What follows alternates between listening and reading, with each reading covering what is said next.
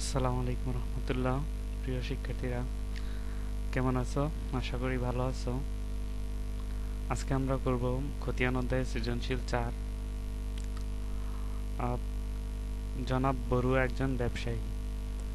সাভারের আশুলিয়ায় বড়ুয়া নার্সারি নামে তার একটা নার্সারি আছে। সেখানে তিনি নানা ধরনের ফুল, ফল ও ঔষধি গাছের চারা উৎপাদন করেন। 2017 সালের জুলাই মাসে তার ব্যবসায় নিম্নোক্ত লেনদেনগুলো সম্পাদিত হয়। জুলাই 5, রহিম অ্যান্ড সন্সের নিকট থেকে গাছ ও বীজ ক্রয় 25,000 টাকা।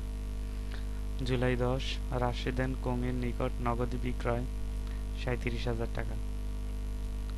জুলাই 19, গাছ ফেরত দেওয়া হলো 2,500 টাকা। জুলাই 30, কর্মচারীকে বেতন দেওয়া হলো 4,000 টাকা। জুলাই 31, বিজ্ঞাপন ব্যয় 1500 টাকা। ক নম্বরে বলছে বড়ুয়া নার্সারির 5 ও 10 জুলাইয়ের লেনদেনগুলো জাবেদা লিপিবদ্ধ কর। তাহলে বড়ুয়া নার্সারির সাধারণ জাবেদা আমরা লিপিবদ্ধ করব।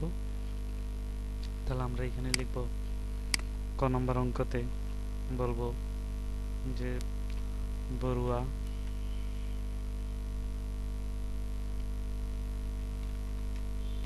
নার্সারি নার্সারির সাধারণ জাবেদা। তোমরা জানো সাধারণ জাবেদার ঘর থাকে 5টি। তারিখ, হিসাবের নাম ও ব্যাখ্যা, খতিয়ান পৃষ্ঠা, ডেবিট টাকা এবং ক্রেডিট টাকা। আমাদের কিন্তু সবগুলো জাবেদা করতে হবে না, শুধু 5 তারিখ এবং 10 তারিখ। তাহলে জুলাই 5, 2017। তাহলে আমরা এখানে লিখব 2017 জুলাই 5। জাবেদাটা কি করব? রহিম এন্ড সন্সের নিকট থেকে গাছ ও বীজ ক্রয়ের লেনদেনে যদি কোনো প্রতিষ্ঠানের নাম লেখা থাকে তাহলে সেটা বাকিতে হয়েছে ধরে নেওয়া হবে। ক্রয় হিসাব ডেবিট, রহিম অ্যান্ড সন্স মানে পাওনাদার হিসাব ক্রেডিট, কারণ বাকিতে ক্রয়ের ফলে পাওনাদারের সৃষ্টি হয়। যেহেতু লেনদেনের ভিতরে কোনো প্রতিষ্ঠানের নাম দেওয়া রয়েছে সেহেতু ধরে নিতে হবে এই প্রতিষ্ঠানটা হলো পাওনাদার। তাহলে ক্রয় ডেবিট, পাওনাদার হিসাব ক্রেডিট। পাওনাদারের নাম হলো রহিম অ্যান্ড সন্স। তাহলে আমরা লিখব ক্রয় হিসাব ডেবিট, একটু পাশে লিখব রহিম অ্যান্ড সন্স, ব্র্যাকেটে আমরা লিখে দেব পাওনাদার বা পাওনাদার হিসাব রহিম অ্যান্ড সন্স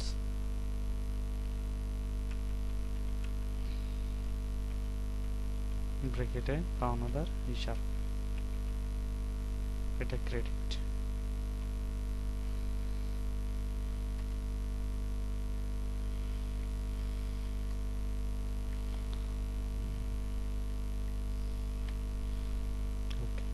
তো টাকাটা আমরা বসাই 25,000 টাকা।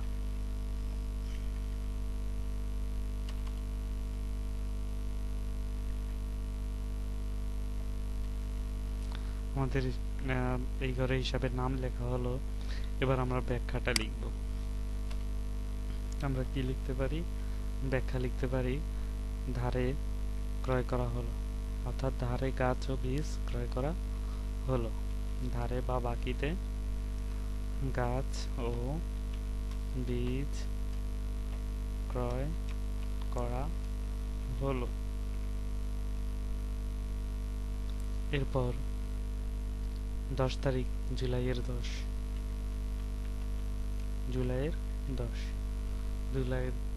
10 তারিখ রাশেদ এন্ড কোংয়ের নিকট নগদে বিক্রয়। তাহলে দেখো বিক্রয়ের লেনদেনে যদি প্রতিষ্ঠানের নাম থাকে তাহলে সেটা বাকিতে বিক্রয় হয়েছে ধরে নিতে হবে। সরি, কিন্তু সাথে সাথে এখানে আবার নগদের কথাটা উল্লেখ আছে। যদিও প্রতিষ্ঠানের নাম আছে তারপরে নগদ কথাটা উল্লেখ থাকার কারণে নগদে বিক্রয় হয়েছে ধরে নিতে হবে। যদি নগদ কথাটা না থাকতো তাহলে এটা বাকিতে লেনদেন হয়েছে ধরে নিতে হবে। যেহেতু নগদে বিক্রয় তাহলে নগদান হিসাব ডেবিট, বিক্রয় হিসাব ক্রেডিট 37,000 টাকা। তাহলে আমরা লিখব নগদান হিসাব ডেবিট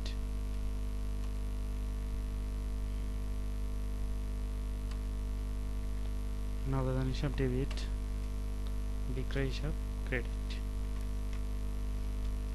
বিক্রয় আয় হিসাব আয় বৃদ্ধি পেলে ক্রেডিট হয়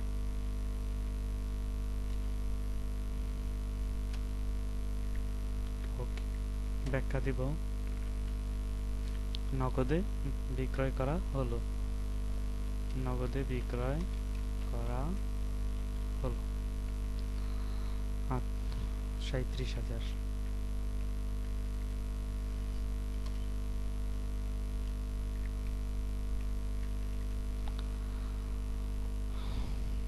এরপর আমরা লিখব মোট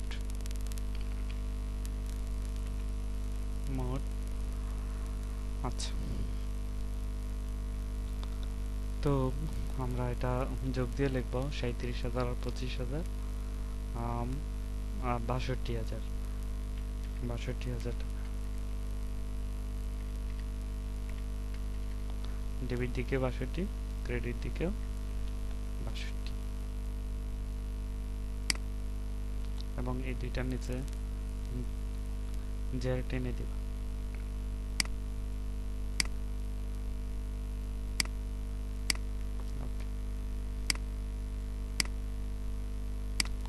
আমাদের উত্তর শেষ হলো আমরা বড়ুয়া নার্সারির 5 এবং 10 জুলাইয়ের লেনদেনগুলো জাবেদা লিপিবদ্ধ করে ফেললাম শিক্ষার্থী বন্ধুরা এরপর আমাদেরকে ক্ষয়ের মধ্যে বলছে রহিম এন্ড সন্স হিসাব এবং নগদান হিসাব টি ছকের মাধ্যমে খতিয়ানভুক্ত করতে তো আমরা রহিম এন্ড সন্স এবং নগদান হিসাবের জন্য খতিয়ানভুক্ত করব টি ছকের মাধ্যমে যেহেতু আমাদেরকে এখানে ছকের কথা উল্লেখ করে দেওয়া হয়েছে সেহেতু আমাদের কিন্তু টি ছকই করতে হবে শিক্ষার্থীরা দেখতে পাচ্ছ আমরা রহিম এন্ড সন্সের একটা খতিয়ান হিসাব করলাম টি ছকের মাধ্যমে তো তোমরা জানো টি ছকের খতিয়ান হিসাব ডেবিট দিকে এখানে ডেবিট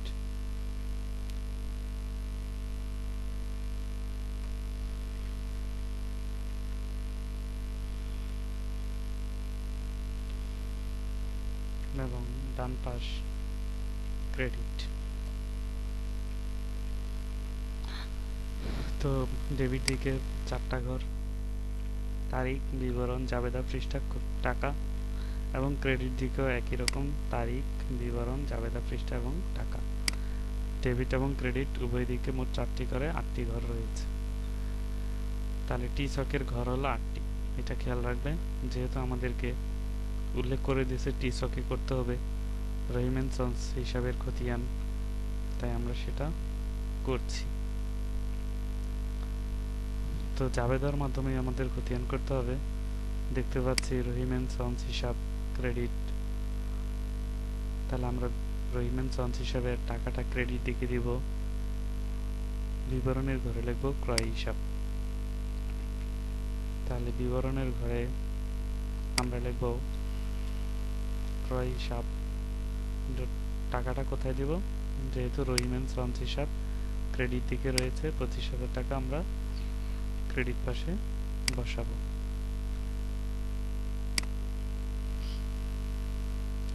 আর তারিখের ঘরে 2017 জুলাই 5 ওকে দেখি রহিম এন্ড সন্সের সাথে আর কোনো হিসাব রয়েছে কিনা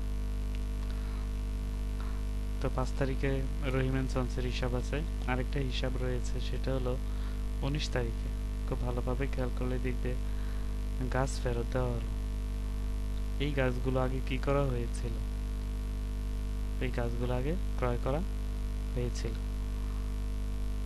গাছগুলো ক্রয় করা হয়েছিল কার কাছ থেকে রহিম এন্ড সন্সের নিকট থেকে তখন আমরা জাবেদা লিখেছিলাম ক্রয় হিসাব ডেবিট রহিম এন্ড সন্স হিসাব ক্রেডিট। এখন 19 তারিখে সেই রহিম এন্ড সন্সের নিকট গাছগুলো ফেরত দেওয়া হলো। তাহলে রহিম এন্ড সন্সের নিকট যেহেতু গাছগুলো ফেরত দেওয়া হলো, রহিম এন্ড সন্স বৃদ্ধি পেল, তাহলে রহিম এন্ড সন্স হিসাব ডেবিট। আর এই যে গাছ ফেরত দেওয়া হলো, এটা কি ফেরত? ক্রয় ফেরত। ক্রয় ফেরত হলো ক্রেডিট। ক্রয় ডেবিট হলে ক্রয় ফেরত ক্রেডিট। রহিম এন্ড সন্স হিসাব ডেবিট, তাহলে ডেবিট দিকে টাকা বসাবো 2500, আর বিবরণের ঘরে লিখবো ক্রয় ফেরত।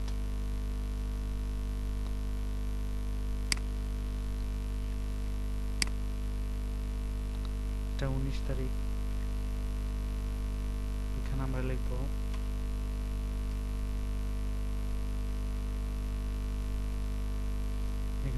বিবরণের ঘরে লিখবো ক্রয় ফেরত। ক্রয় ফেরত হিসাব, টাকাটা 2500। আমরা দেখতে পাচ্ছি রহিম এন্ড সন্স পাওনাদার হিসাবের ডেবিট দিকে 2500 টাকা আর ক্রেডিট দিকে 25,000 টাকা। তাহলে তোমরা বুঝতে পারতেছ যে রহিম এন্ড সন্সের পাওনাদারের দিকে রহিম এন্ড সন্স পাওনাদার হিসাবের ক্রেডিট দিকে বেশি টাকা রয়েছে। আমরা যে কাজটা করব সেটা হলো এই ক্রেডিট দিক এবং এই ডেবিট দিক সমান করার জন্য আমরা ক্রেডিট দিকের এই 25,000 টাকা থেকে এই 25,000 টাকা এখানে আমরা লিখবো 25,000 টাকা, এখানেও লিখবো 25,000 টাকা। কিন্তু আমরা বুঝতেছি যে আমাদের ডেবিট দিকে টাকা কম আছে। ডেবিট দিকে এই 25,000 টাকা থেকে এই 2,500 টাকা বিয়োগ দেওয়ার পরে যে টাকা অবশিষ্ট থাকবে সেটা আমরা এখানে বসাবো। বসিয়ে আমরা এই ডেবিট দিক এবং এই ক্রেডিট দিকের টাকার পরিমাণ সমান করব। তাহলে আমরা এই 2,500 টাকার সাথে আর কত টাকা যোগ দিলে 25,000 টাকা হয়, সেই টাকাটাকে আমরা ব্যালেন্স সিডি দিয়ে লিখব জুলাই 31 ব্যালেন্স সিডি। ব্যালেন্স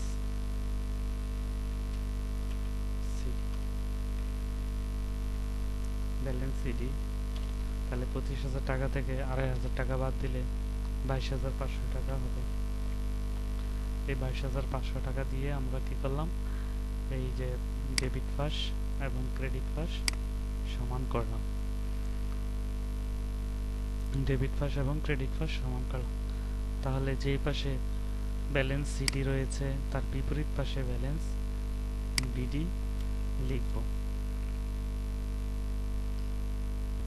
তো শিক্ষার্থীরা, ব্যালেন্স সিডি যে পাশে রয়েছে তার বিপরীত পাশে আমরা লিখব ব্যালেন্স বিডি এবং পরের মাসে। তাহলে ব্যালেন্স সিডি হয়েছে জুলাই মাসের 31 তারিখ, এর পরের মাস হলো আগস্ট মাসের 1 তারিখ।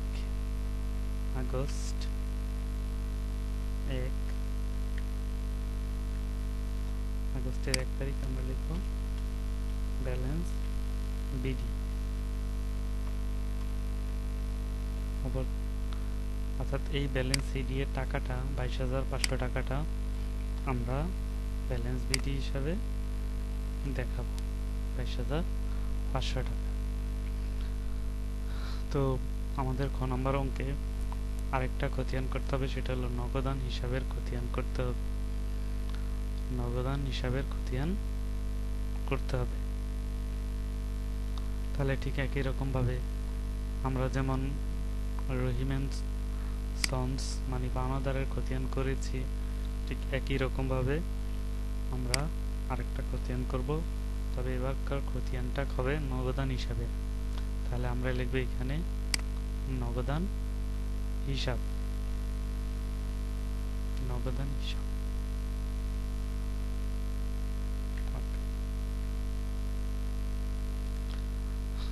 ঘরগুলো ফাঁকা করে দিই, একই রকম ঘর সালটা থাকুক।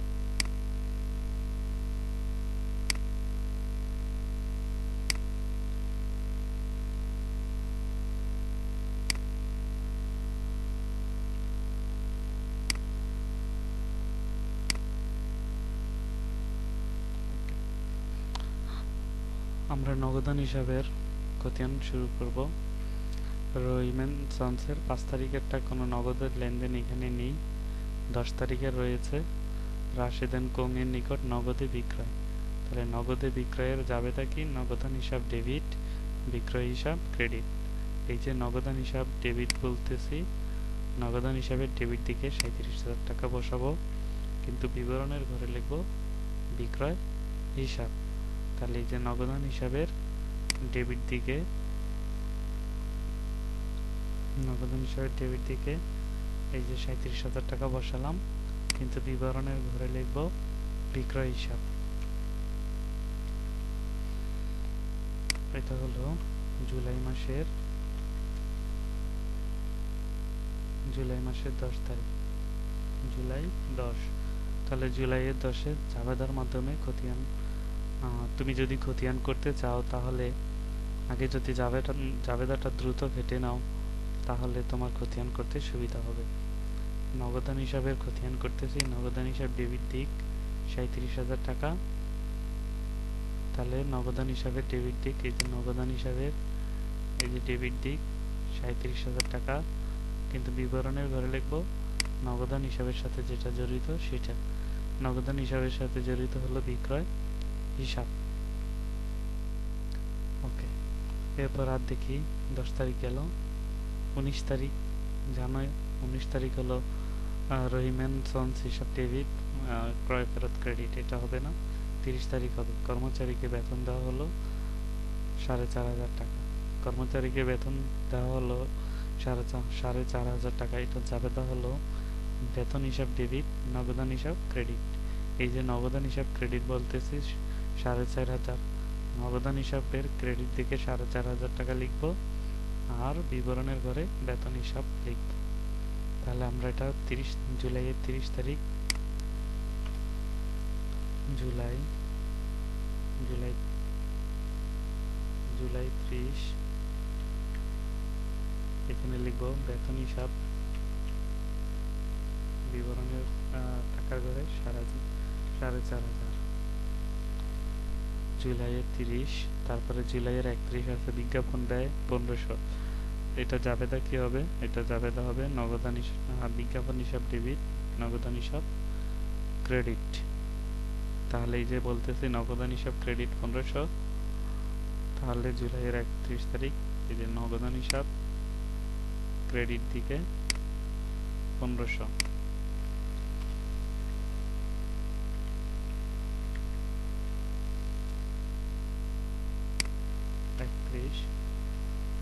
জুলাই 31, এখানে আমরা লিখব বিজ্ঞাপন হিসাব, বিজ্ঞাপন হিসাব। তাহলে নগদান হিসাব ক্রেডিট 1500, আর বিবরণের ঘরে লিখব বিজ্ঞাপন হিসাব। বিজ্ঞাপন খরচ 1500, বিজ্ঞাপন হিসাব ডেবিট, নগদান হিসাব ক্রেডিট। নগদান হিসাব ক্রেডিট দিকে 1500 টাকা, বিবরণের ঘরে বিজ্ঞাপন হিসাব লিখব। এখন আমরা দেখতে পাচ্ছি আমরা যোগফল করব। যোগফল করতে গিয়ে দেখি আমাদের নগদান হিসাবে ডেবিট দিকে টাকার পরিমাণ বেশি 37,000। তাহলে আমরা এই 37,000 টাকাটা ডেবিট দিকেও লিখব, ক্রেডিট দিকেও লিখব। কিন্তু আমরা দেখতে পাচ্ছি যে ক্রেডিট দিকে টাকার পরিমাণ কম রয়েছে। এই 37,000 টাকা থেকে এই টাকাগুলো বিয়োগ দিয়ে আমরা এখানে লিখব। তাহলে 4,000, 5,000, 6,000। 37,000 থেকে 6,000 টাকা বিয়োগ দিলে থাকবে 31,000। এই 31,000 টাকা দিয়ে আমরা ডেবিট পাস এবং ক্রেডিট পাস সমতাকরণ করব। তাহলে এই 31,000 টাকা যে আমি এখানে আনলাম, এটাকে আমি কি হিসাবে আনবো? ব্যালেন্স সিডি, অর্থাৎ কম পরিমাণ টাকাকে ব্যালেন্স সিডি দিয়ে সমতাকরণ করব জুলাই মাস 31 তারিখ। অর্থাৎ ব্যালেন্স সিডি হয় ওই মাসের শেষ তারিখে। তাহলে ব্যালেন্স সিডি যেই পাশে তার ঠিক বিপরীত পাশে ব্যালেন্স বিডি হয়ে যাবে। তাহলে আমরা লিখব জুলাইয়ের পরের মাস, জুলাইয়ের পরের মাস হলো আগস্ট, আগস্টের 1 তারিখ লিখব ব্যালেন্স বিডি, সিডির টাকাটাই, এই যে সিডির 31,000 টাকাটাই বিডির টাকা। তাহলে আমরা এখানে 37,000 এবং এই 37,000 টাকাকে কি করব, সমতাকরণ করে দেব। আশা করি তোমরা বুঝতে পেরেছ। এরপর আমাদেরকে বলছে ক্রয় হিসাব, বিক্রয় হিসাব, বেতন হিসাব এবং বিজ্ঞাপন হিসাব চলমান জেরসকে প্রস্তুত করতে। চলমান জেরসকটা খুবই সহজ, এটা খুব দ্রুতই শেষ হয়ে যাবে। আমরা এখন সেই কাজটা করব। গ নম্বর, শিক্ষার্থীরা তোমরা দেখতে পাচ্ছ আমরা গ নম্বর অঙ্কে বড়ুয়া নার্সারির খতিয়ানগুলো চলমান জেরসকে করব। যে খতিয়ানের হিসাবগুলোকে আমাদেরকে করতে বলছে, আমাদেরকে প্রথম বলছে ক্রয় হিসাবের খতিয়ান করতে। দেখো, ক্রয় হিসাবের খতিয়ান করব চলমান জেরসকের মাধ্যমে। তাহলে ক্রয় হিসাব, এখানে লেনদেনের ভিতরে ক্রয় হিসাব যে হিসাবটার সাথে জড়িত সেটা হবে। তো আমরা দেখতে পাচ্ছি জুলাইয়ের 5 তারিখে ক্রয় হিসাব debit 25,000, Rahim and sons credit. তাহলে ক্রয় হিসাব ডেবিট 25,000। এই যে দেখো, ক্রয় হিসাব ডেবিট 25,000, বিবরণের ঘরে লিখব Rahim and Sons, Rahim and Sons কি পাওনাদার হিসাব, রহিম এন্ড সন্স এটা হলো পাওনাদার হিসাব।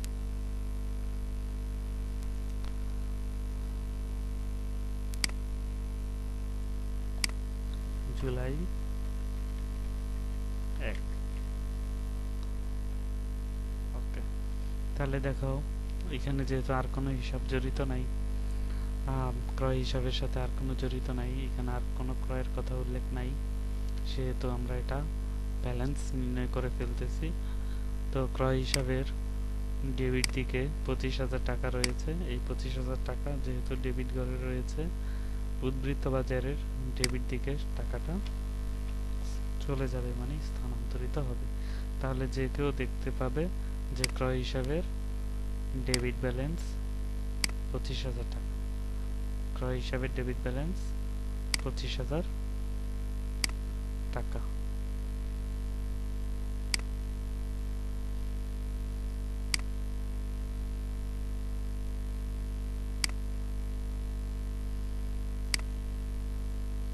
আশা করি বুঝতে পেরেছ।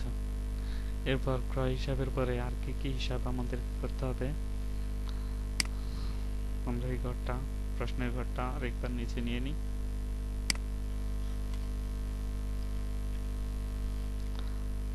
ওকে, আমাদেরকে বিক্রয় হিসাবের খতিয়ান করতে হবে। এবার আমরা এই হিসাবটাকে কপি করে নিয়ে বিক্রয় হিসাবের খতিয়ান করে ফেলবো। ক্রয়ের জায়গায় লিখব বিক্রয় এবং আমরা এইগুলো মুছে দেব।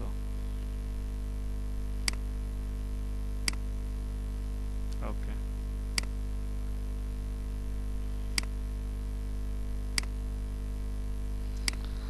তো খেয়াল করি বিক্রয় হিসাব কোনটা, জুলাইয়ের 10 তারিখ, নগদে বিক্রয়, নগদান হিসাব ডেবিট, বিক্রয় হিসাব ক্রেডিট। এখন যেহেতু বিক্রয় হিসাবের খতিয়ান করতেছি, তাহলে বিক্রয় হিসাব ক্রেডিট 37,000, বিবরণের ঘরে লিখব নগদান হিসাব।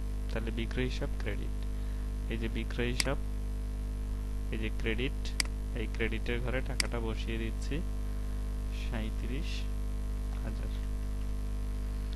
আর বিবরণের ঘরে লিখব কি নগদান, কারণ বিক্রয় ক্রেডিট, নগদান ডেবিট। তাহলে আমরা এখানে লিখব নগদান হিসাব। আর আমরা জুলাই মাসের কত তারিখ, এটা 10 তারিখ। এখন যেহেতু বিক্রয় হিসাবের ক্রেডিট দিকে টাকা পড়ছে, তাহলে আমরা এই ক্রেডিট দিকে টাকাটা কি করব, এই যে উদ্বৃত্ত বা জেরের ক্রেডিট ঘরে বসিয়ে দেব। তাহলে আমরা বুঝতে পারলাম যে বিক্রয় হিসাবের ক্রেডিট ব্যালেন্স 37,000। এরপরে কি কি, বেতন হিসাব আর হলো বিজ্ঞাপন হিসাব। তাহলে বেতন হিসাব করবে এখন, এটাকে কপি করে নিই। এখানে বেতন হিসাব, এগুলো মুছে ফেলি।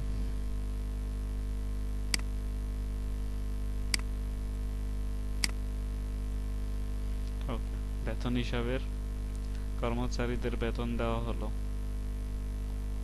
তাহলে এটা জাবেদা হলো বেতন হিসাব ডেবিট আর 4,500, নগদান হিসাব ক্রেডিট। তাহলে বেতন হিসাব করতেছি, বেতন হিসাব, এই যে বেতন হিসাবের খতিয়ান করতেছি। তাহলে বেতন হিসাব ডেবিট, ডেবিট দিকে বসবে 4,500 আর নগদান হিসাব ক্রেডিট। তাহলে আমরা লিখব বেতন হিসাব ডেবিট ঘরে 4,500।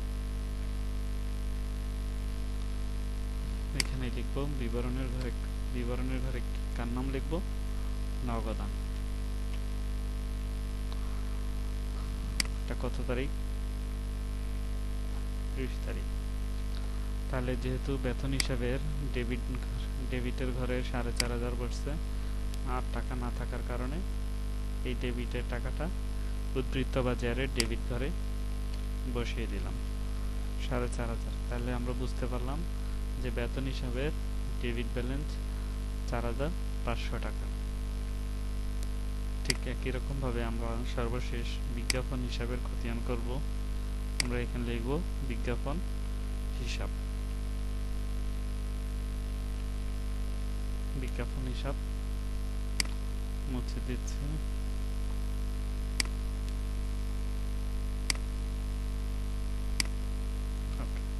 বিজ্ঞাপন হিসাব দেখি, বিজ্ঞাপন হিসাব ডেবিট 1500, নগদান হিসাব ক্রেডিট। তাহলে বিজ্ঞাপন হিসাব করতেছে যেহেতু, তাহলে বিজ্ঞাপন হিসাব ডেবিট 1500, বিজ্ঞাপন হিসাব ডেবিট 1500।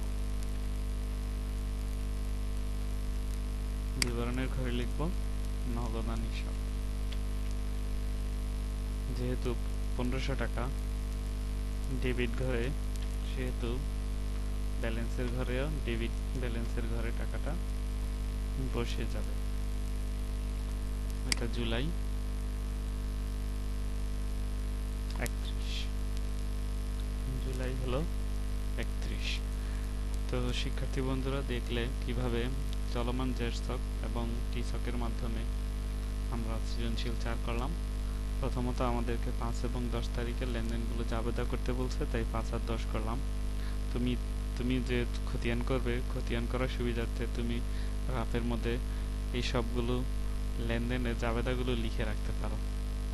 যাই হোক, আমাদেরকে 5 এবং 10 তারিখে জাবেদা লিখতে বলছে, আমরা সেই কাজটা করলাম। এই যে দেখো, এই যে 5 এবং 10 তারিখের জাবেদাগুলো দেখালাম। এরপর আমাদেরকে বলছে রহিম এন্ড সন্স হিসাব আর নগদান হিসাব টি ছকে দেখাইতে, যে রহিম এন্ড সন্স টি ছকে দেখানো হলো এবং নগদান হিসাবটাও টি ছকে দেখানো হলো। এরপর আমাদেরকে গ নম্বর অঙ্কের এই হিসাবগুলো চলমান জের ছকের মাধ্যমে করতে বলছে। ক্রয় হিসাব, এই যে ক্রয় হিসাব দেখালাম। বিক্রয় হিসাব, বিক্রয় হিসাবের চলমান জের ছকে দেখালাম। বেতন হিসাব, বেতন হিসাব এবং বিজ্ঞাপন হিসাবেরও দেখাতে বলছে, তো বিজ্ঞাপন হিসাব দেখালাম। তো শিক্ষার্থী বন্ধুরা, আমরা খতিয়ান অধ্যায়ের সবগুলো সৃজনশীল অঙ্ক আমাদের করা হলো। তোমরা নোট খাতার মধ্যে তুলে নিবে এবং তোলার সময় যদি না বুঝতে পারো তাহলে আমাকে জানাবে। ভালো থাকবে সবাই, আল্লাহ হাফেজ।